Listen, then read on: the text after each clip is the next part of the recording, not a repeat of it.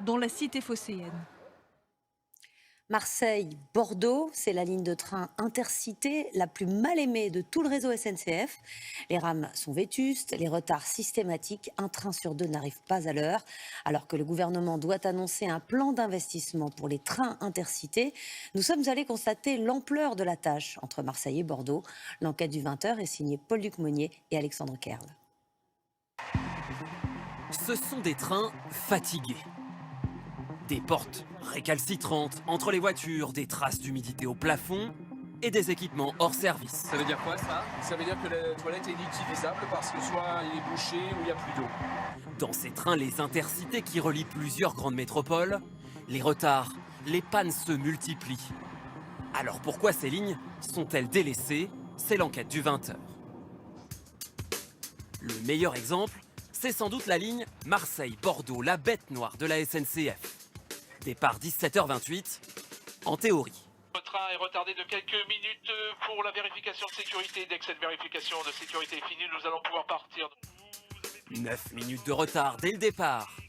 Et quelques instants après, nouvel arrêt. Le train va s'arrêter en pleine voie pour votre sécurité. Veuillez ne pas tenter l'ouverture des portes, s'il vous plaît. Sur cette ligne Bordeaux-Marseille, un train sur deux est en retard.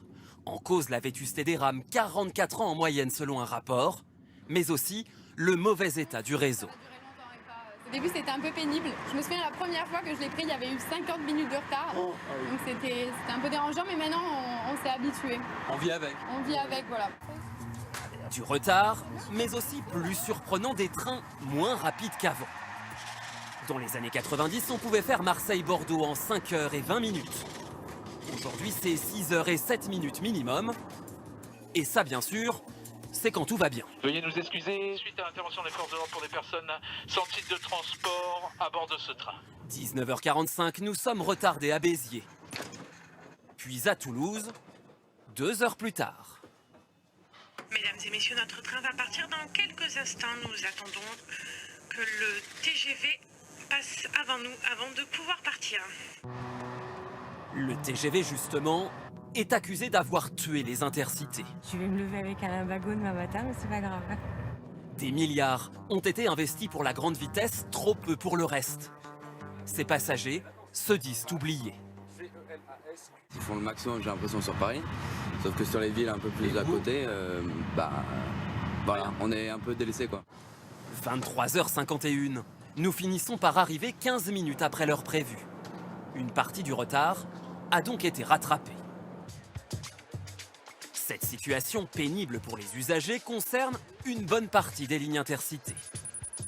Bordeaux-Marseille donc, mais aussi Paris-Limoges-Toulouse, ou encore Paris-Clermont-Ferrand.